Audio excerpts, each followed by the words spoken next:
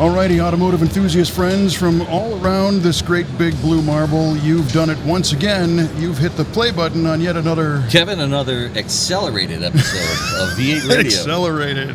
Does that mean we have to talk fast? Pretty much. Oh, man. Well, I think today on a lot of these podcast players, you can click that button and speed up the playback. Right. We're going to be on 1.5 times naturally today. It's the only way my wife gets through these.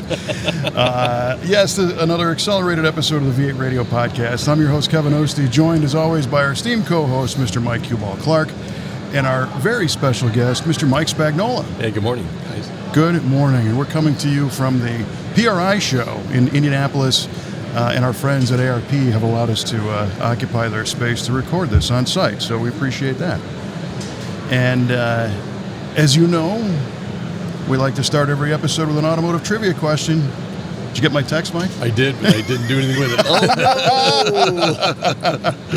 Well, that's okay. You can choose to bow out. That's all right. Yeah, I'm bowing out on this one. So you can, though, throw in guesses on ours. Okay. How For about sure. that? Have you prepared a trivia question? I have prepared a trivia question. So, Kevin, we are at the PRI show, and we're surrounded by people who like to go fast. For sure. A lot of good people who like to go fast, but there's also some not so good people who like to go fast. Namely, Bonnie and Clyde. Oh, So, they met their demise while driving a certain car. What was that car? well, because I'm a generous person, I'm going to let our guest throw a guess out first. First. I have a... I'm going to say a Buick. Huh? Maybe? No. Maybe. You never know. Okay. You'll find out at the end You'll of the show. find out at I the will, end of the huh? show. Okay. That's your final answer? I think it is. All right. A Buick. Yep. All right. Final answer. Yep. Final All right. answer. Dig it. Kevin. I'm going to say it's a 1938 Buick. 1938 Buick. Or maybe a 40. Or But- maybe a what? Maybe a 40. But I'm going to say Buick as Yeah, I well. was thinking a little older, but you might be right. You might be that early. So, Mike says a Buick. And Kevin says a 40. Sure. 40 Buick? Yeah, All right. why not? 40 Buick. Buick definitely stands out for some Yeah, reason. for some reason to me too. All right. Of course, I could have thrown you off by just saying that. No, I was thinking before you said that. Yeah. Okay. Duly noted, fellas. Unless right. it's wrong, then I'm going to say, you ruined it for me. You planted that. You made me suggest that. That's right. Okay. I have one for you and you. Okay. All right. So you're probably all familiar with the American Racing brand of wheels. Yes, of course. One of the founders, often known as like almost the founder of aftermarket performance speed parts. And of course their wheel, the torque thrust is very, very famous. They do another wheel called the 200S, which is known as the Daisy or the Coke bottle. Right. Okay. You familiar? Sure. All right. This is going great. This is going to be awesome.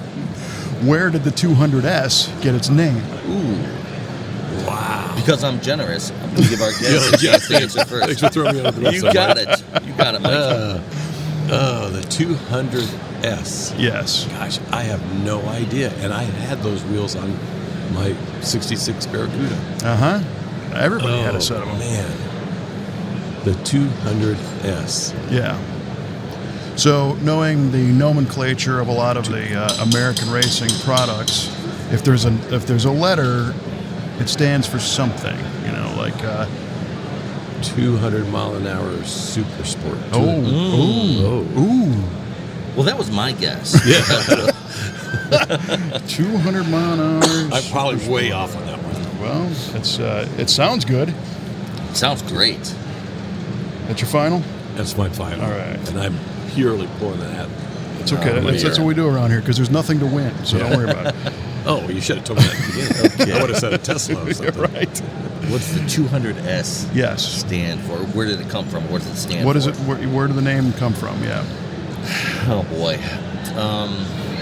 Well, the obvious answer's already been taken, so I'm really going to have to come up with something outlandish here. Right. And the listeners are clicking that speed up button right yes, now. they are. Okay. So the 200S. So the S means it means series, Series. and the 200 is the 200th design Ooh. that they came up with to produce that wheel. So much like in the lines of WD-40. Just gonna say, great idea.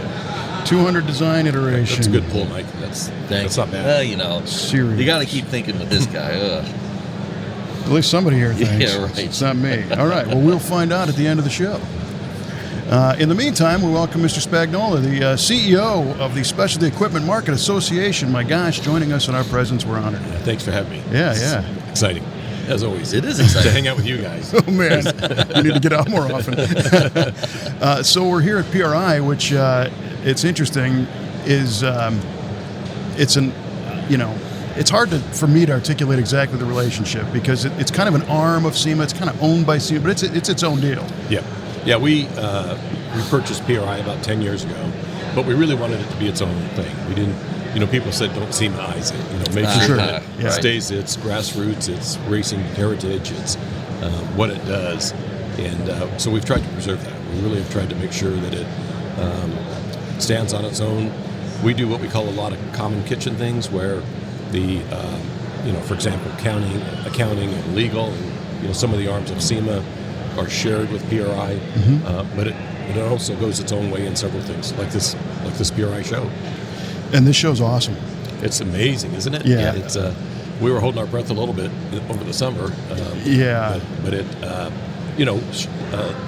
these shows always, as the economy comes back and as we get out of COVID and those sort of things, you wonder if you build it when they come, and they're definitely here. Do we know how attendance has been versus shows just a couple of years ago? Yeah, we'll know a little bit more in the next week, but for sure it's up from last year. And I think we're getting back to, like the SEMA show, I think we're getting back to about 2019 levels. Killer. And so those were big years for us. Yeah, for sure. All you have to do is walk the aisles here and see that you can't almost walk the aisles. And that's true. Shoulder to shoulder. Yeah. It's funny because I was recording some other things here and there, and typically I can visit somebody and say, hey, do you have a minute? And this year they're like, no, we don't have any time. There's so many people here we got to talk to. So It's been great. And the racing crowd is so passionate, and they don't let the rest of the world affect what they want to do. Right. And they're all here. Right. Yeah, it is exciting to see that. And, the customer base and even the manufacturers between SEMA and PRI, some people think, okay, is it the same show, just labeled as PRI? There's only about a 30% crossover of manufacturers that are here that go to SEMA. Really? So a lot of different manufacturers come here than at SEMA, and same with the customers, same with the buyers. Yeah, so it's a completely different crowd, close to a different crowd. Yeah. And of course, here in the heart of Indy, you get that Midwest and East Coast crowd anyway, and really even from Europe. It's fun to see people here from Europe this year. Well, that's the other thing is this is a racing show, but it's not any one form of racing. So you're walking down the aisle with somebody who races shifter carts, and on the other side is F1. I mean, for real. That's killer. It is. Yeah. And you also mentioned the SEMA show. We'd be remiss if we didn't talk about that. That was off the charts this year, too. It was. Again, we were excited to see. We were up about 35% over last year, and again, just about back to 2019 numbers. And that's without overseas. We still don't have most of Asia. Certainly China's still shut down, and that's usually a pretty big contingent. Another 400 or 500 booths. So, oh man, it was off the charts. Yeah. Did I hear a figure that there was 500 or more new exhibitors this year? Yep. That tends to happen every year. We tend to get about between 300 and 600 new exhibitors every year. And so that's exciting to see. And of course, some fall off. Sure. If you can make it as any business, it's you get of those 500, about 250 come back the second year, and it dwindles down a bit to a couple hundred. But that's why we grow. It's because those new guys. But the fact you're still getting new exhibitors year over year is a great sign. It's always amazing to me how you see these new exhibitors and they come up with some widget, and you're like, what's the thing you say, right? Why didn't I think of that? Right. Or that isn't going to work, and then they're here forever. One of the funny ones along those lines was when these throttle manipulation devices came out. So you buy a new car, and the throttle pedal is no longer a cable; it's drive-by-wire. Right. And you step on the gas, and then the computer moves the throttle blade. And there are people that sell these tuners that you plug into 2-port, Right. and then it accelerates the opening of the the throttle. open time. So all of a sudden the car, kind of feels faster. Sure. And the first time I saw that, I'm like, really? And next thing you know, it won a new product award at SEMA, and it's like a hot and people are like, yeah, that's like the first thing you do now. Install one of those. Yeah, it just accelerates the. It almost becomes like a cable now, but electric. Well, and a quicker opening. Yeah, exactly. Because the OEs kind of dumb down your foot in case you accidentally blip the throttle. It doesn't do anything then, but now it does. So those go through emissions compliance. They have to be CARB certified, and we do, I think, one of those every month. At the really? lab. Yeah, I believe it. Yeah. Well, so speaking of the SEMA garage there, what was it? Almost 10? When did the Southern California SEMA garage program get off the ground? Yeah, I came on almost 10 years ago. It'll be 10 years in February of next year. And so that's when we started it, and we opened it, sections of it anyway, around June, July. So it's coming up on 10 years. And that was your essentially way in the door at SEMA from the management side. Right. Yeah, I had been asked to come on and create the SEMA garage. I'd done a lot of product development in a previous life and worked with all the OEs. And so we had this idea to create the SEMA garage to help other manufacturers go through product development. And I agreed to come do that on a 3-year contract. And so I'm almost 10 years into my 3-year contract. Nice. Well, don't worry. There's light at the end of the tunnel. Yesterday, I had the good fortune of chatting. We did an episode with Ben Kaminsky and heard all the updates on the Detroit version. And it's funny. I think a lot of people, product manufacturers, understand the emissions compliance and the federalization of their products. But I don't know that a lot of consumers know what has to happen to be able to buy that part off the shelf and install it on the car. And it's not only, the SEMA garage is not only a place where you can test things, but if you're really, if Q-Ball gets an idea to launch a product, you need to call the garage like now, because they've been through every step of this and can at least guide you. Sure. And maybe even provide some actual service. Yeah, it's, if you develop any product that affects fuel or air for an engine, it's got to go through emissions testing to be legal and to pass the California Air Resources Board and EPA standards. And the fines for not doing that, if you get caught selling let's say a supercharger, and it gets out on the market and you've not gone through that testing, the fines start at $37,500 per part sold. Wow. Per part sold. So per part sold. Yes. Yeah. So that would hurt pretty quick. So the cue ball blower needs to get investigated here before. I did have a great idea when I was a kid. I'm sure. I was riding my bike home, and I was probably 10, and I had this epiphany. I said, you know what we need is not a gear shifter, not an automatic shifter, but a push button thing for a transmission, for an automatic transmission. And I went home and I told my mom, and she gave me that look that only a mother could do to her son, like, you are the dumbest kid in the world. Chrysler has done that for years. I said, no, that only means it was a good idea. It was, it was a good idea. I was a little after my time, though. Well, by the way, because now they're back to that. They are back to that. They are. Look at that dial on the Ram trucks, the dial in your gear. That's pretty good at 10. At 10, I think I was still putting the baseball card with the clothes hanger into the spokes to make noise. Yeah. Well, no, we actually heard, you were around 10, with your Mickey Thompson models. Yeah, I was doing that. Right. I heard about that. Yeah, that was an amazing deal that you presented me with. But well, that was fun. I was just happy to be able to connect those dots, and we did discuss that in a previous episode. Right. But I kind of surprised Mike with a model kit that he had from his youth, and that's one of the reasons why we all do this. So how old were you when you got bit by the car bug? Oh, I can remember at 6 or 7 years old. Is that right? Yeah. The guys were coming back from Vietnam, and and those guys that did come back were buying Mustangs and Camaros, GTOs and GTOs and all that. Yeah. And I would hear them a block or two away, and I'd run out on the curb and watch them go by, and give them the thumbs up, big grins, and. I was just always, I think for a lot of us too, we started taking apart bicycles and then motorcycles and then cars but very early on for sure, very early on, and then model cars, all of that. So it was an early stage of my life for sure. That's cool. Yeah, right on.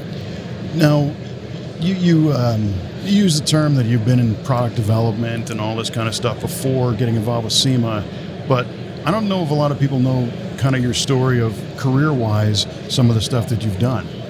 Yeah, so, done everything from probably started I started actually at a Datsun dealership. Is that right? Yeah, right out of high school. Yeah. Literally sweeping the floors and doing the delivery You were truck. aging yourself, sir. I know, but because I love Datsun 510s and 240Zs and all that. But how and, cool, those cars are so cool. Yeah, and then while I was going to college, worked at this car dealership. I was going to college at night, and I wanted to go SECA racing, so built a Datsun Roadster, and then moved up to a 510, and then moved up to a 240Z, and then got into the Formula Continental side of the business. And well, back then it was Formula B, which is now Formula Atlantic. Mm-hmm. And so I had a pretty good Cool. SECA career. Nice. And then, but worked in a variety of positions in an import car parts chain. Moved my way up to a VP of sales and marketing, and then left to buy up a little company. So over the years, it's been 5 companies, bought and sold, and it's been a fun ride. So my whole career has just been in the automotive business and in the industry, and something I pinch myself. Yeah, I get to be part of. That's really incredible. Still passionate about it. Still try to read up on every trade and understand what's going on, and try to stay with the times. Coming to a show like this, I get to see what's new and what's different. Meet a lot of new people coming in. It's so exciting to see the next gen come into this industry and do it differently. And Well, what's cool is that you've had experience on all sides of this. As an enthusiast, as a racer, as a guy pushing a broom in a dealer, to a business owner multiple times. And so having those type of perspectives, I think, are critical, especially in the role you're in now, because you can identify and converse with anybody here and kind of feel their pain in some way. It is. And, for me, of course, I spend a lot of time at the office, unfortunately, pushing paper and but working with the team on everything from the SEMA show to the SEMA garage, SEMA data, and getting to talk to our team and hearing what they want to do, and sometimes I stay out of their way, and sometimes I try to give them some advice. But building that team up and having all that is a great challenge. But I got to tell you, I love getting out and seeing members. Yeah. I love just about 6-7 weeks ago, I got to go to the Roadster shop in Chicago, and just getting out to see our members and seeing what they're doing, and seeing a car up on a hoist. That's still fun. That's still it's pretty eye-opening to see what a lot of these companies are doing. Right. I think we've got 4 Roadster shop chassis in our shop right now, and they're working on 3 more for us. And their ability to manufacture that thing it's incredible, And yesterday amazing. I was chatting with a gentleman from the garage shop, which is these guys build land speed cars, and they're doing a 65 Corvette, right? So it's a coupe, and the way that they're doing the roll cage is they put a scanner inside the car, and they 360 scan the interior, then they take that and go into SolidWorks and design the cage, and then they just send that file to the SCTA, who analyzes it and says, no, you got to move this, or this isn't right. No way. Really? So the cage design is certified before it's built, before they even start on it. So then they'll get any revisions that they need, go out in the shop and build it. That's awesome. Right. It's unbelievable, the technology. It really is. Yeah. And just evolution of hot rodding, It is. Where in the past you would have to build that cage and then get it inspected. It's like, nah, not good enough. You got to, like you said, move this way. That's got to be thicker. That weld's not right.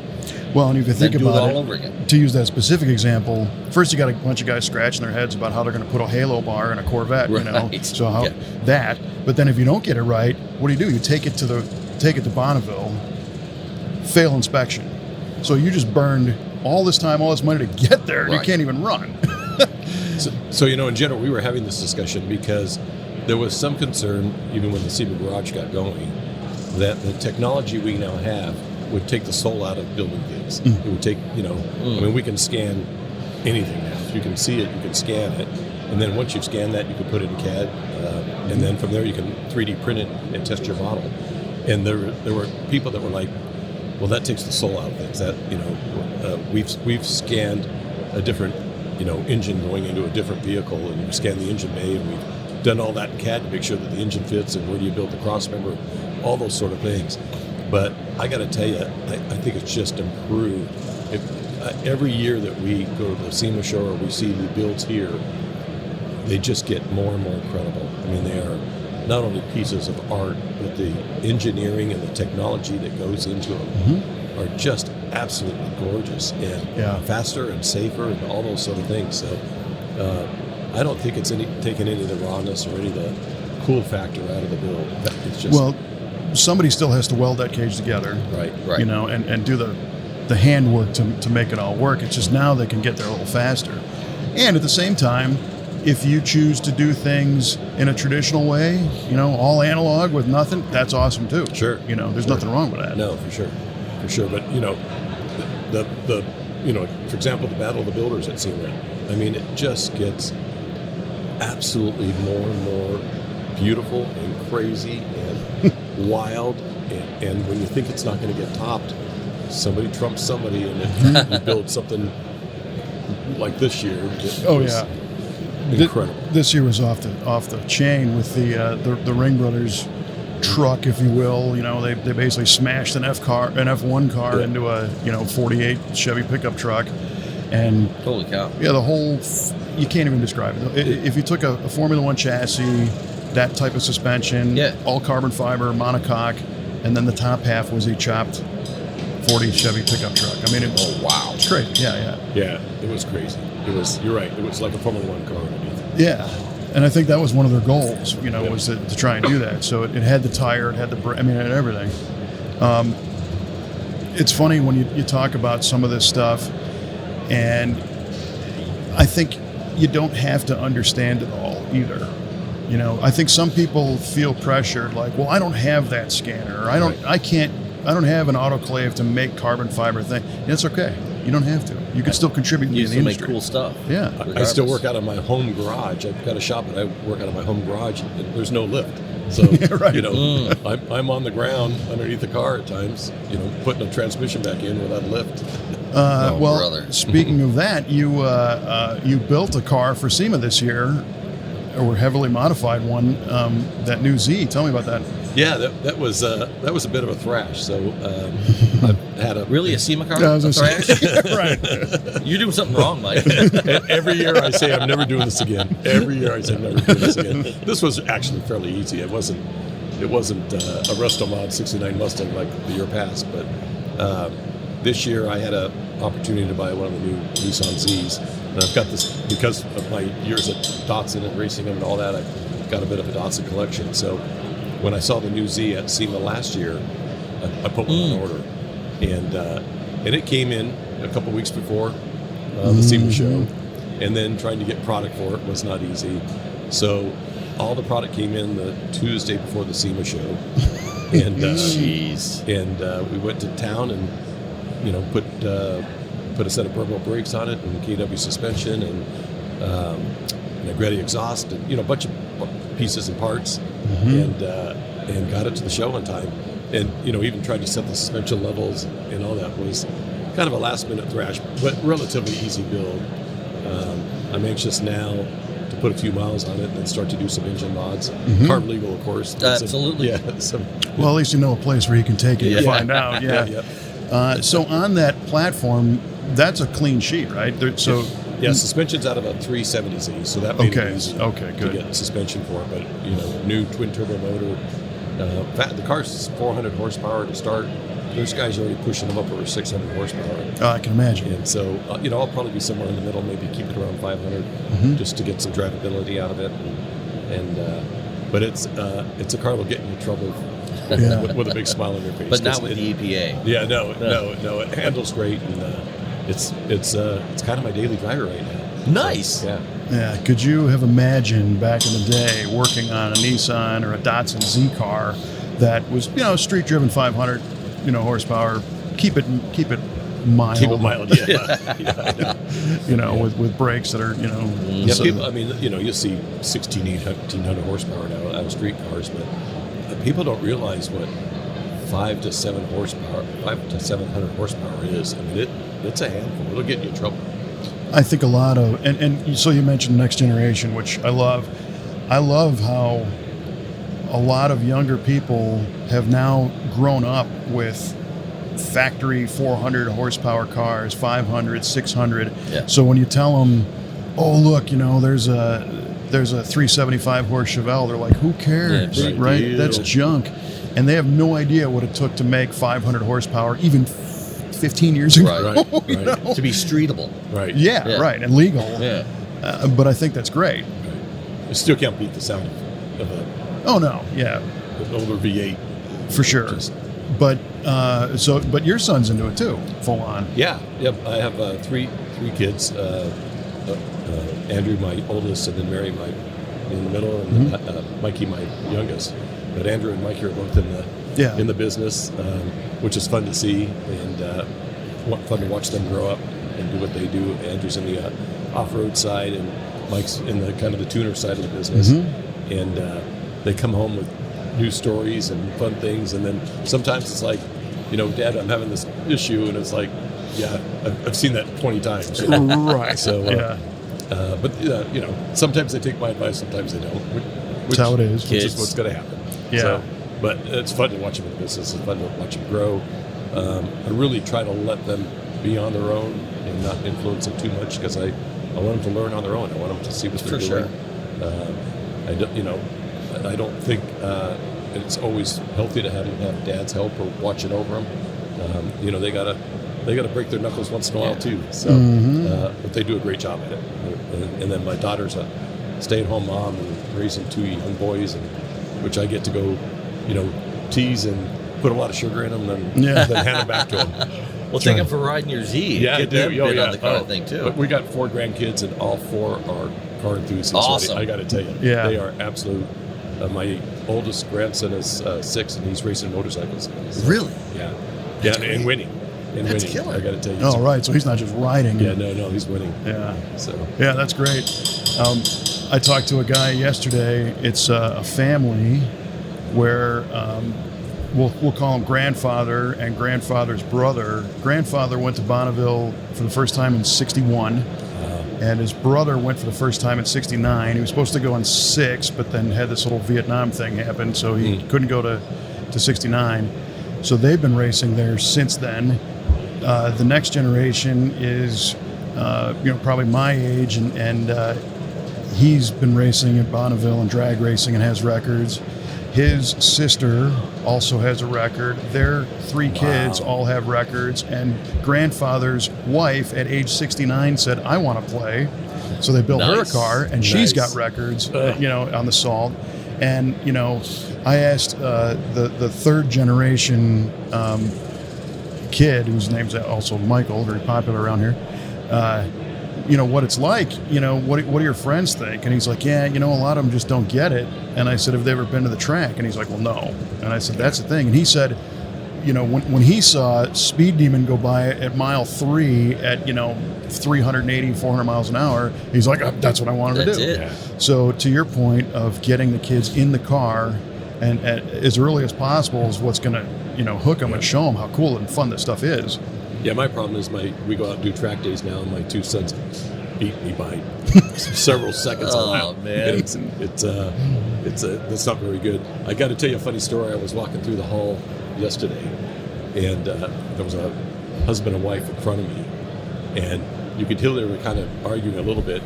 And he said, if they get into this stuff, they're not going to have any money, so they can't buy drugs. Oh, that's great. Brilliant. That's a funny analogy. There's another friend of mine who's a drag racer, long time, and we were talking about Formula One night, and he's like, I don't know anything about F1, and I was very surprised by that, because F1's like the pinnacle, Right. And he said, no, here's the thing. I'm not into F1 for the same reason I'm not into cocaine, because I know I'd like it. Yeah. And he said I would just dive in head first, and I would be buried in this. It's true, Yeah, it is. It will get you. Coming here is still hard for me because I want to buy everything. Right? Yeah. Right. Yeah.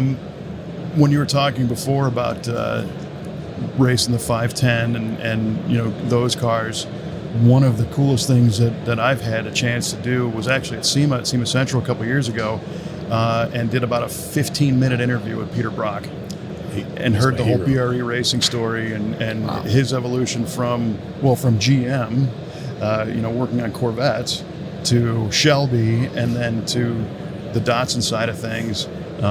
Unbelievable. Yeah, so when I was, young and trying to build these cars and doing that kind of work, I used to go down to El Segundo to Mac Tilton shop, Tilton Engineering, and they're here at the show, actually. Yeah, for sure.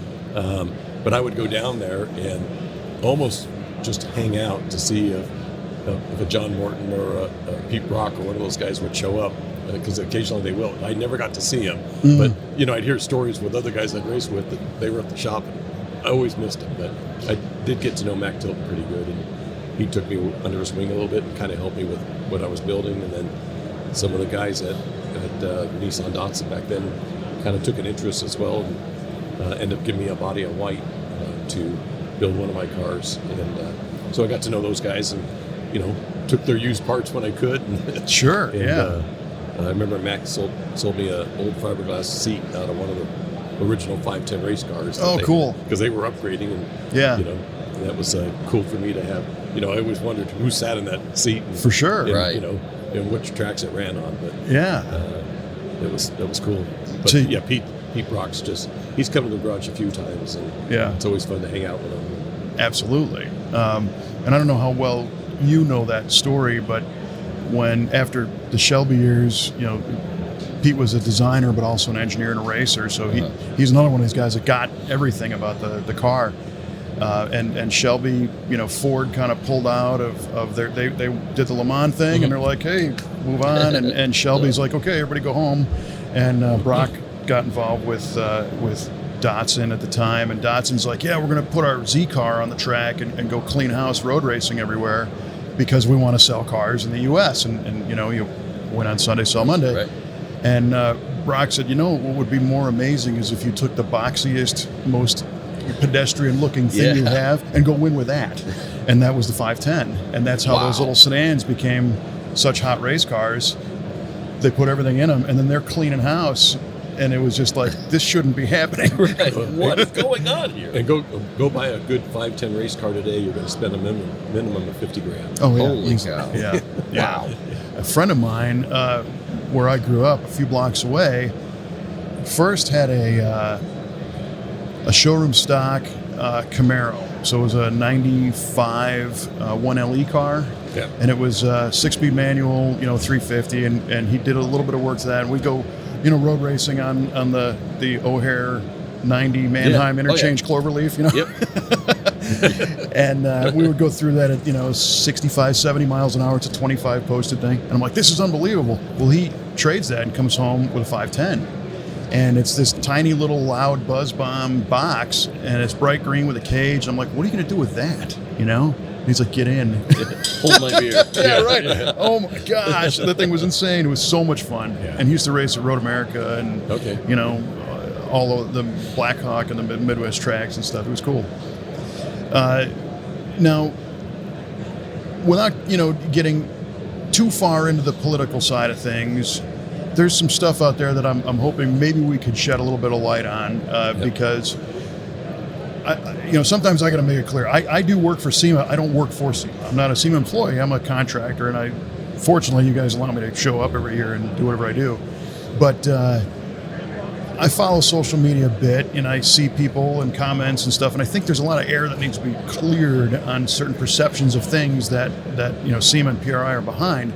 And one of them I didn't fully understand myself, and it is the membership side, the individual membership side of SEMA and PRI is here for a reason, and it's not to put cash in the pocket of PRI and SEMA. Yeah, absolutely. So it's a individual membership program, and that does a couple things. There's a lot of consumers, a lot of enthusiasts that want to be part of SEMA in some way. For sure. So, and in the past, SEMA and PRI are both business-to-business trade shows and trade organizations. But, it's always been the hardest show to get into, or it's always been, I want to be more part of SEMA or more part of PRI. So we've created this individual membership program. It's $40 a year, and it comes with benefits to start with. So You can get discounts at Summit Racing, and there's all sorts of discounts that'll come with that membership. But the other thing that it really does is allows us then to conclude you as a member, and as we get political issues that the right to modify is our next big push. The right to work on vehicles and the right to modify vehicles. We're getting to a point now where vehicles are getting harder to work on. They're being shut down, and we're going to have to push to make sure that we can continue to enjoy our sport, to modify, to run gasoline engines on the street, right? To do all the things that we do, and so by having a database of all these members, we can come to you when there are big issues and say, we need you to write to your congressman, we need you to write to your senator, we want to make you aware of this thing that's going on. And then secondarily, we have a PAC that can be donated to, and that's because we've got to be able to fund to go support the candidates that believe in the same things we do. Mm-hmm. And I've never been a political guy. I've been kind of behind the scenes, but since becoming in this position, I've really seen it face to face as to what's going on. I've had the opportunity to meet with a lot of senators and congresspeople and walk the halls and know who's on our side, know who's against us. Mm-hmm. And it's a battle. It really is. I used to think that was a bunch of hype, but it's a battle. So we're working hard to develop our army, if you like, of people, our SEMA nation and our PRI nation of people that believe in the same things we do, because we're going to have to fight for political causes. There's no two ways around it. Yeah, and the thing that kind of blows is that we didn't pick this fight. Right. As enthusiasts, we're just trying to do what we like to do. Right. There are others in the world who don't think that, and it might not be that they're targeting automotive enthusiasts saying, you people are bad and we want to eliminate you. They're just going in a direction that doesn't include us. Yeah. And by not including us, sometimes there's legislation that's being written that outlaws us, maybe even unbeknownst. Right. And if I understand this correctly, an organization can't contribute directly. It has to be a human member tied to that donation. Yeah, correct. So SEMA cannot donate to a senator or a congressman or a legislator directly. But as you develop a PAC, that PAC money can be used to go to that person's cause. And so we do support legislators that support us. Sure. And we keep a careful eye on what they're voting on and how they do it. And when we need help, we've got a full team in Washington, D.C. We just hired a new senior vice president that's going to help us quite a bit. And we walk the halls and meet with people all the time, and get our points across.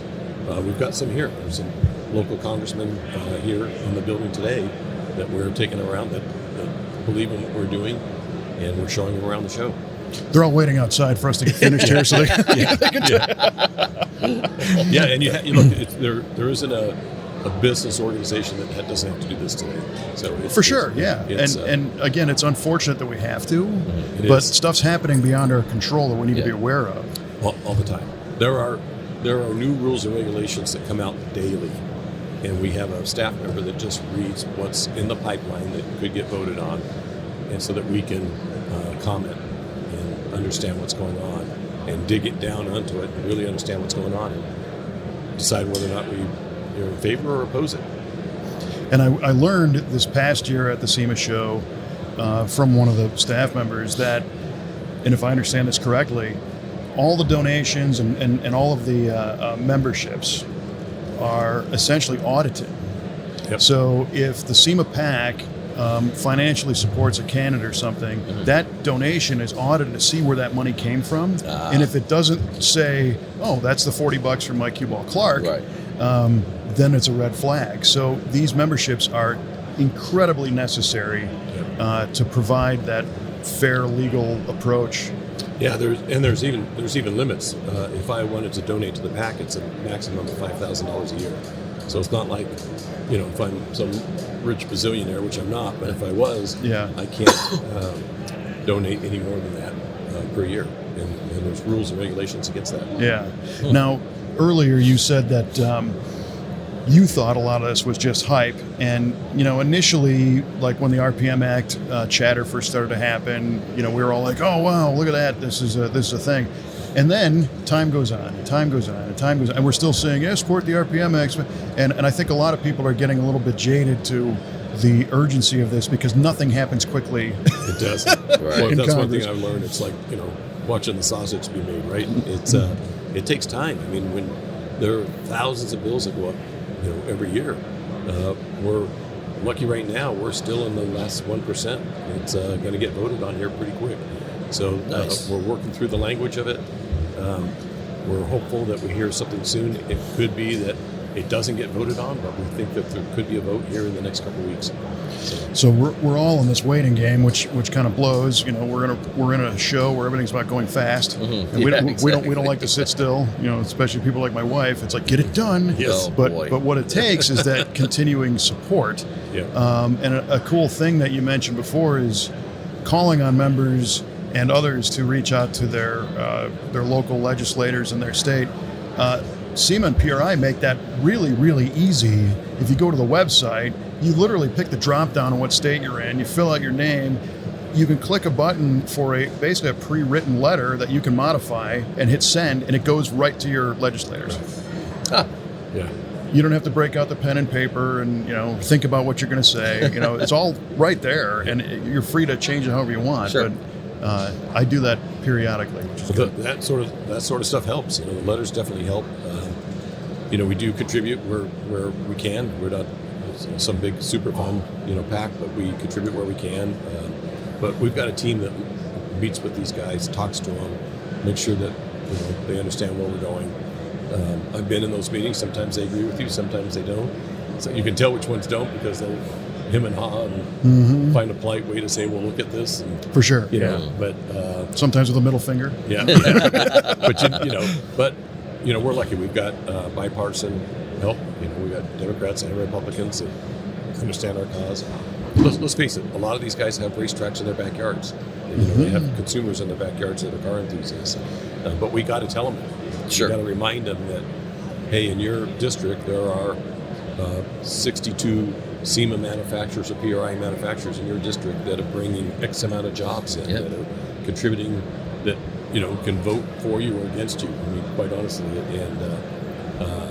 and we're hoping that you understand and you will support our businesses because it's the lifeline of the economy in your state. You know what we need to do? Uh-oh. All right. I know. Yeah. Here it comes, Mikey.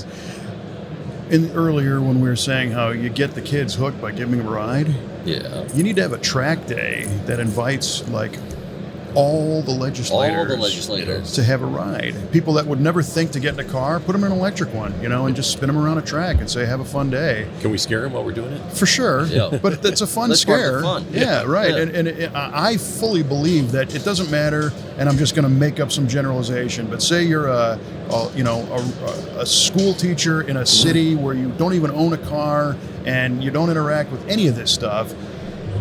You get a ride in a Tesla Plaid, it's going to change your life, Yep. And then you might think, what, this is cool, and you can work in this, and people actually work in this.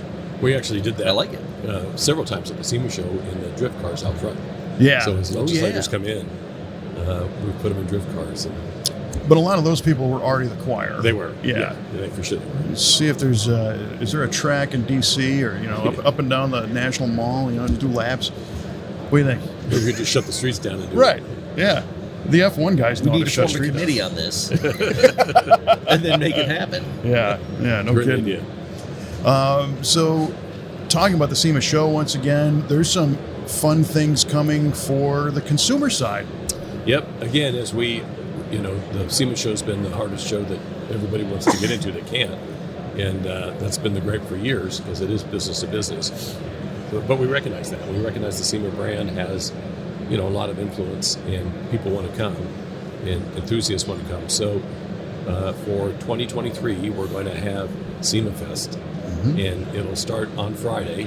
The SEMA show goes Tuesday through Friday. On Friday, there'll be a limited amount of tickets that you can actually buy to go into the SEMA show itself and kick around the SEMA show. But in addition to that, you'll go to SEMA Fest, which will be across the way, we just rented out 39 acres of land, and it's going to be a festival-style event for consumers, music, cars. For consumers. Yes. For consumers, Awesome. yeah. So this concept is it's really SEMA Week and then SEMA Fest. But the goal is eventually to make it a lot like South by Southwest, where we just take over the city of Las Vegas, and it becomes Car Week. And That's incredible. There'll be a lot of events, but for 23 it'll be in this 39 acre place that we'll do drift. We'll probably do some off-road work. We're looking at doing a car auction. There'll be music Friday night. There'll be music Saturday night. Big name music. Cars. Everything's just to celebrate kind of car week. Yeah, and I think it's awesome. And there's a whole bunch of things to consider, as you can imagine. And I was fortunate enough to actually be in a little bit of a planning meeting on Wednesday about.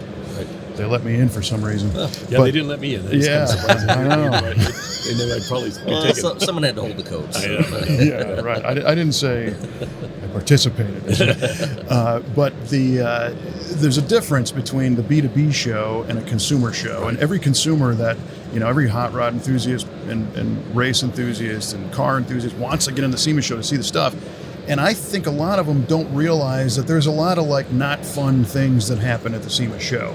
There's deals that are made. There's talk about order quantities and shipping and pricing and all that stuff that a consumer really doesn't really care about, but B, businesses need to get this stuff hashed out, so they don't necessarily have the time to talk to you about your 74 Nova and what sway bar fits it.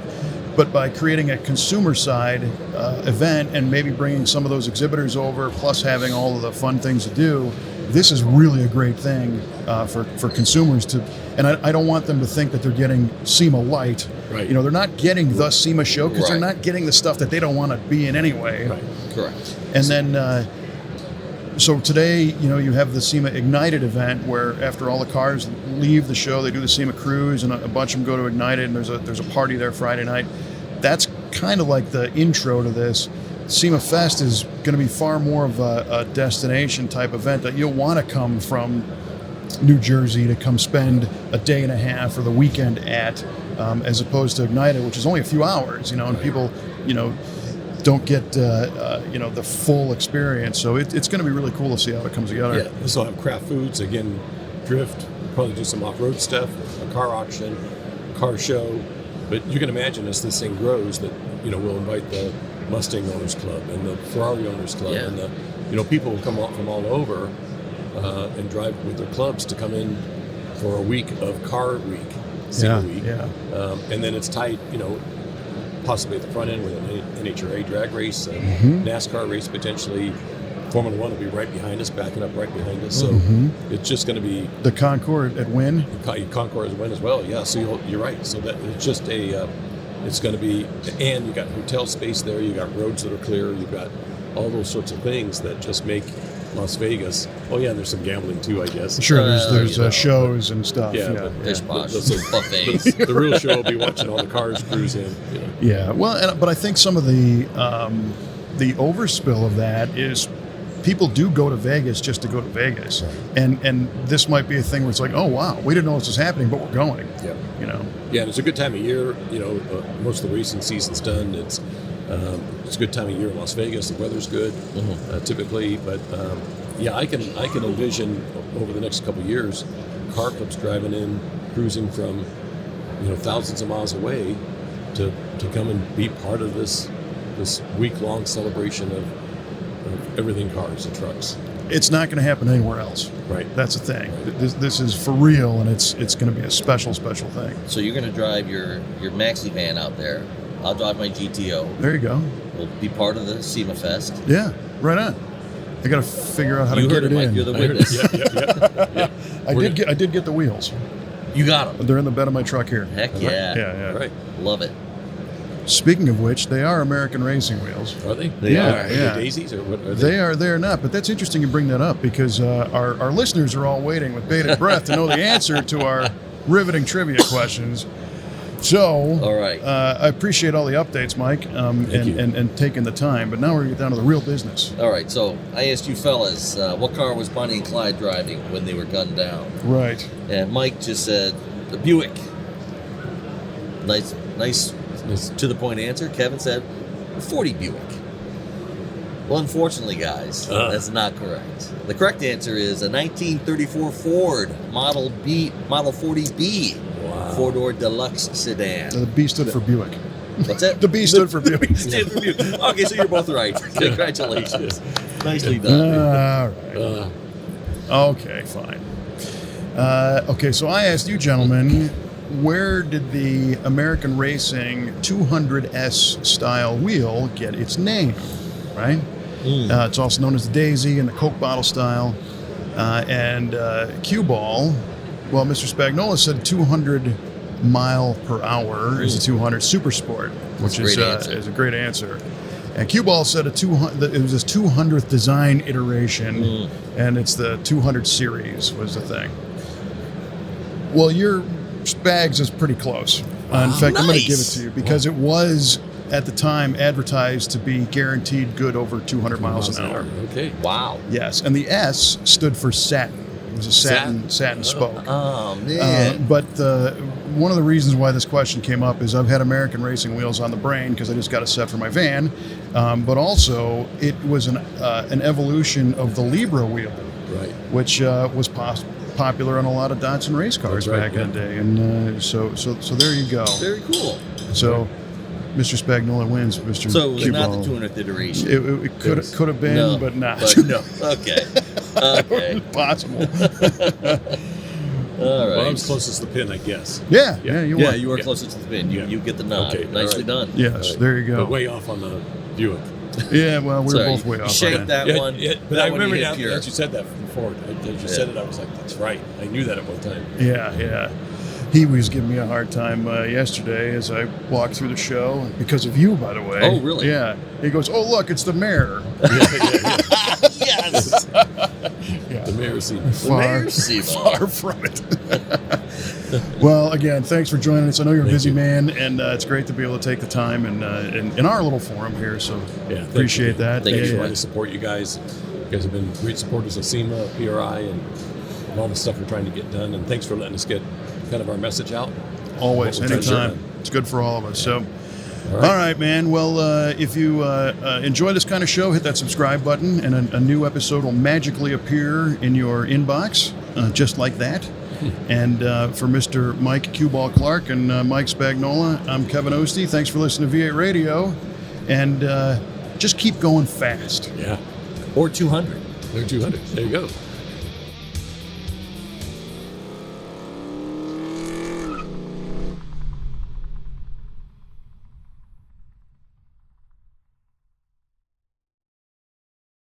Supporters of SEMA, PRI, and all the stuff we're trying to get done. And thanks for letting us get kind of our message out.